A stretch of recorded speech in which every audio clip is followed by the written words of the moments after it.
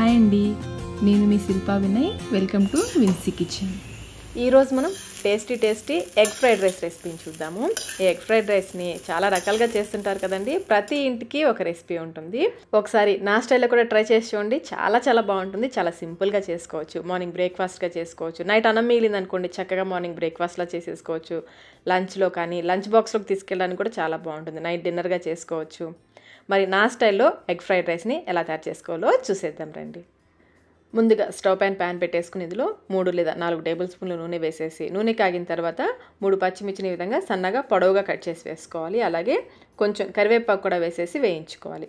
కరివేపాకుని క్రిస్పీగా అయ్యేంతవరకు వేయించుకోవాలి. కరివేపాకు బాగా వేగిన తర్వాత ఇప్పుడు ఇందులో ఒక పెద్ద ఉల్లిపాయని సన్నగా పొడవుగా కట్ చేసుకుని విడివిడిగా చేసి వేసుకోవాలి.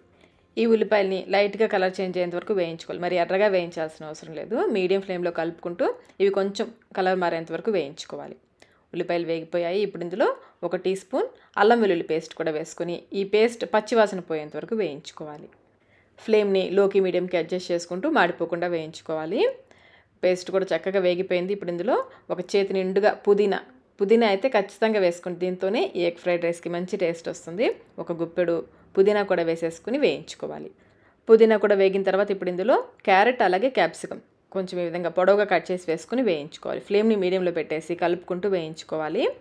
ఇవి మరీ సాఫ్ట్గా అవ్వాల్సిన అవసరం లేదు, కొంచెం మెత్తబడితే సరిపోతుంది. ఇప్పుడు చూడండి, ఇదంతా కూడా అంచులకి ఇలా తీసేస్తే మధ్యలోకి ఆయిల్ వచ్చేస్తుంది.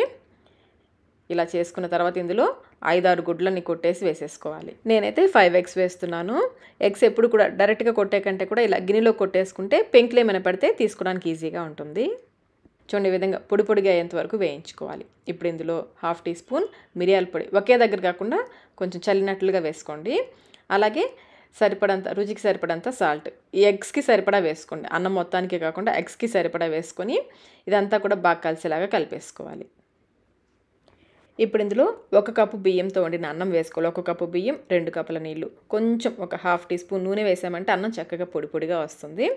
ఇందులో 1 టేబుల్ స్పూన్ ధనియాల పొడి, వేయించిన ధనియాల పొడి అన్నం పైన ఈ విధంగా చల్లినట్లుగా వేసుకోవాలి. అలాగే రుచికి సరిపడినంత సాల్ట్, అన్నానికి సరిపడా వేసుకోండి. మనం ఆల్రెడీ ఎగ్స్లో వేసాం కదా.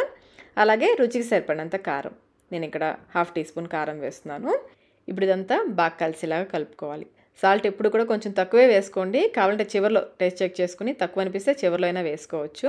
అలాగే కారం కానీ ధనియాల పొడి కానీ మీ రుచికి తగ్గట్టుగా వేసుకోవచ్చు. బాగా స్పైసీగా కావాలంటే కొంచెం ఎక్కువ వేసుకోవచ్చు.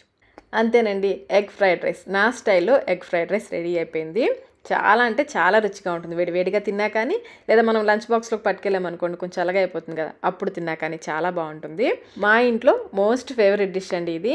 మరి మీరు కూడా ఈ పద్ధతిలో ఒకసారి ఎగ్ ఫ్రైడ్ రైస్ని ట్రై చేయండి. ట్రై చేసి మీకు టేస్ట్ ఎలా అనిపించిందో మాకు కమెంట్ రూపంలో తెలియచేయండి. వీడియో నచ్చినట్లయితే లైక్ చేయండి. మీ ఫ్రెండ్స్కి, ఫ్యామిలీ మెంబర్స్కి షేర్ చేయండి. మన ఛానల్ని ఫస్ట్ టైం చూస్తున్నట్లయితే సబ్స్క్రైబ్ కూడా చేసుకోండి. Thank you.